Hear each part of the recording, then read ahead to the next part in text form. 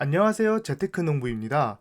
오늘은 주말간 있었던 주요 요소들을 정리해보면서 이번 한 주를 준비해보는 시간을 가지겠습니다. 그럼 바로 시작하겠습니다. 구독과 좋아요 부탁드립니다. 해당 영상은 개인적인 의견일 뿐 참고만 부탁드립니다. 10월 6일에 나온 자료로 세계에서 가장 가치 있는 100대 브랜드 순위가 발표됐습니다. 어떤 기업이 1위일지 가장 궁금한데요. 여기 보이다시피 순위를 정하는 기준은 브랜드의 경제적 가치와 기여도, 해당 기업의 매출에 영향을 미치는 브랜드 이미지로 순위를 나눴다고 합니다. 그러면 바로 확인해 보겠습니다. 1위는 바로 아마존입니다. 2위가 애플, 3위가 구글로 역시나 빅테크 기업들이 상위권에 올라와 있는 것을 볼 수 있습니다. 유일하게 한국 기업으로는 삼성전자가 42위에 랭크되어 있습니다. 상위 탑10 기업들만 가져와 봤습니다. 2021년 상위 100대 브랜드의 총 가치는 작년과 비교하여 42% 증가한 7조 달러라고 합니다. 아마존은 3년 연속 1위를 차지했습니다. 작년 이후 아마존의 브랜드 가치는 64%가 증가했다고 합니다. 아마존 웹 서비스의 매출 증가가 큰 영향을 끼친 듯 합니다. 2위는 애플로 코로나19 영향을 크게 받지 않았다고 합니다. 2020년 4분기에 647억 달러의 기록적인 매출을 달성하기도 했습니다. 코로나19로 인해 소비자들이 온라인으로 전향했기 때문에 상위 브랜드 대부분이 빅테크 기업입니다. 페이스북도 이러한 영향에 힘입어 작년보다 2단계 상승한 6위를 기록했습니다. 10년간 브랜드 순위 상위를 차지한 기업들의 공통점이 있다고 합니다. 첫 번째로 강한 브랜드를 가졌습니다. 강한 브랜드 이미지가 약한 브랜드 이미지보다 더 큰 성장을 보이기 때문에 아마존이나 애플 같은 회사가 몇 년 연속 1위나 상위권에 들 수 있었다고 합니다. 즉, 큰 회사들이 계속 커지면서 작은 브랜드 이미지를 가진 회사와 격차를 더 벌린다는 말입니다. 두 번째로 마케팅 차이입니다. 작은 브랜드 가치를 가진 경우 광고가 정말 임팩트 있어야 효과가 크지만 브랜드 가치가 큰 회사인 경우 특별한 마케팅 없이도 브랜드 그 자체가 홍보가 되기 때문입니다. 마지막으로 투자 금액 자체가 너무 차이가 납니다. 돈을 많이 벌면 벌수록 더 큰 금액을 연구비로 다시 투자해 더 큰 매출을 발생시키기 때문에 다른 작은 브랜드들과의 격차를 더욱더 키운다고 합니다. 이 자료들은 앞서 보여드린 자료와 기업가 순위가 조금씩 다릅니다. 아무래도 조사 기관에 따라 어떻게 평가하는지 달라 순위들이 조금씩 다른 듯합니다. 하지만 지금 보이는 자료나 아까 영상에서 보여드린 자료와 공통점이 있지 않나요? 바로 몇 개 기업들은 어떤 자료에도 항상 상위권에 들어가 있습니다. 바로 미국의 빅테크 기업 애플, 아마존, 마이크로소프트, 구글이죠. 앞서 말씀드렸다시피 강한 브랜드 가치는 약한 브랜드 가치를 지닌 기업과 계속해서 더 큰 차이를 낼 것입니다. 강한 자만이 살아남게 되는 것이죠. 지금 보시는 자료는 2011년 전세계 시총 1위부터 10위 기업과 2021년 1위부터 10위까지 비교한 자료입니다. 보시면 어떤 기업만 살아남았나요? 애플과 마이크로소프트를 제외하고는 전부 새로운 기업으로 바뀌었습니다. 10년 전에는 정유주들이 상위권을 차지했으나 현재는 빅테크 기업들이 전부 상위권을 차지하고 있습니다. 그러면 2031년에도 이런 식으로 전부 탈바꿈 될까요? 제 생각에는 이제는 그렇게 쉽게 바뀌기 힘들 듯 합니다. 2011년 기업들은 성장 한계성이 분명한 기업들이 많았지만 2021년 기업들은 5년, 10년, 20년 뒤를 바라본 투자를 계속해서 하고 있으며 한계가 없는 분야이기 때문입니다.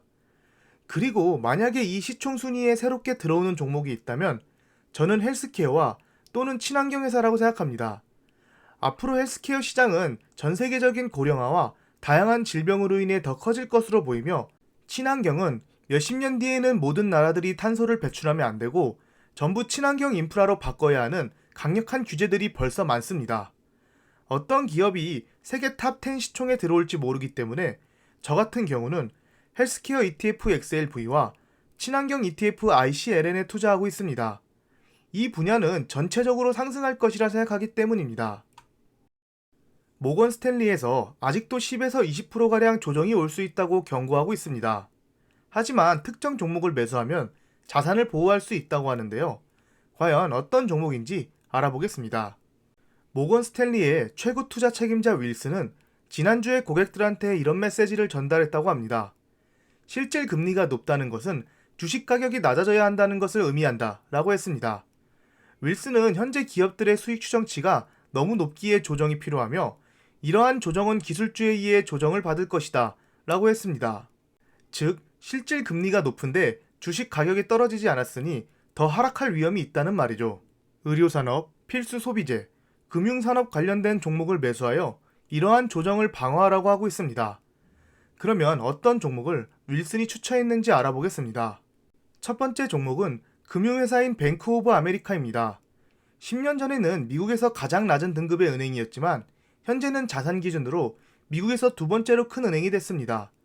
가장 큰 은행은 JP 모건 체이스입니다.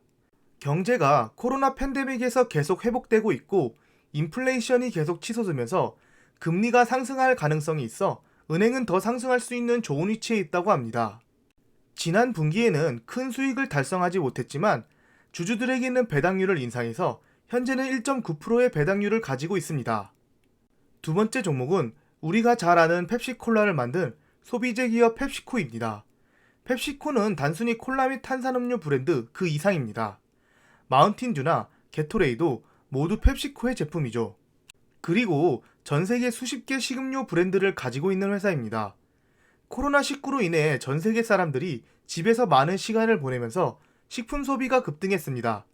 그렇기에 펩시코는 2분기 매출이 전년 동기 대비 20% 증가한 192억 달러로 시장 예상치인 180억 달러를 크게 웃돌았다고 보고했습니다.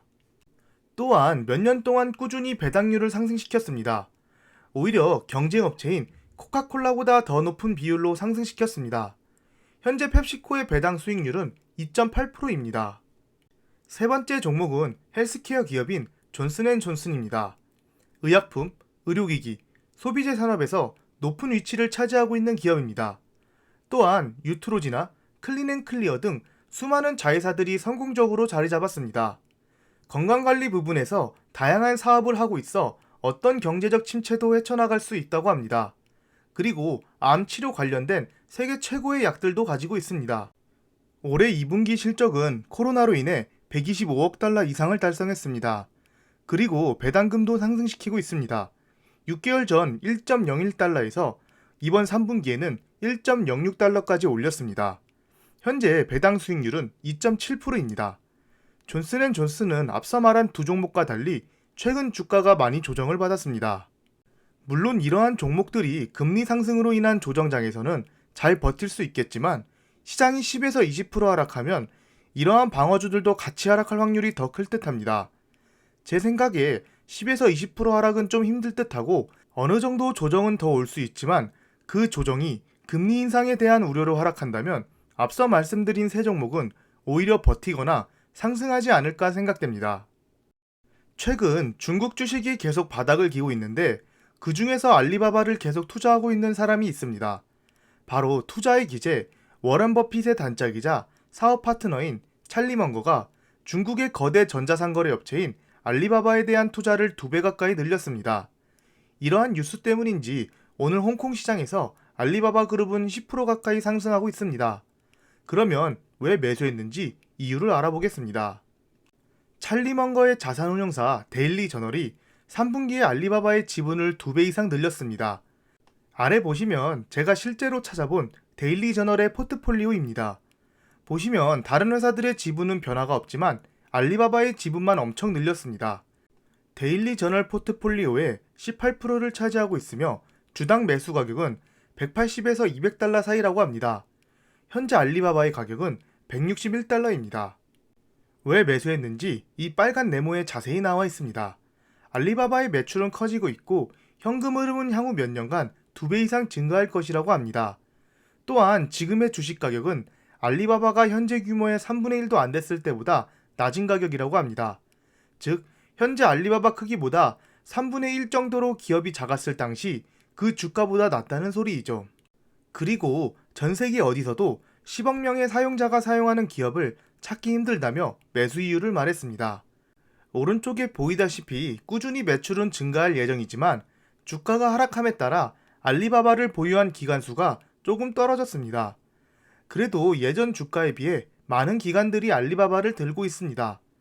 지금이 저점이다라고 생각하며 투자하시는 분들도 계시겠지만 저는 중국 주식을 별로 좋아하지 않아 투자하지는 않을 계획입니다. 기업의 주가는 시장의 상황 및 기업의 가치에 따라 변해야 맞지만 중국 주식들은 그거와 상관없이 기업의 주가가 왔다 갔다 하기 때문에 제 스타일과 맞지 않아서 투자를 하고 있지 않습니다.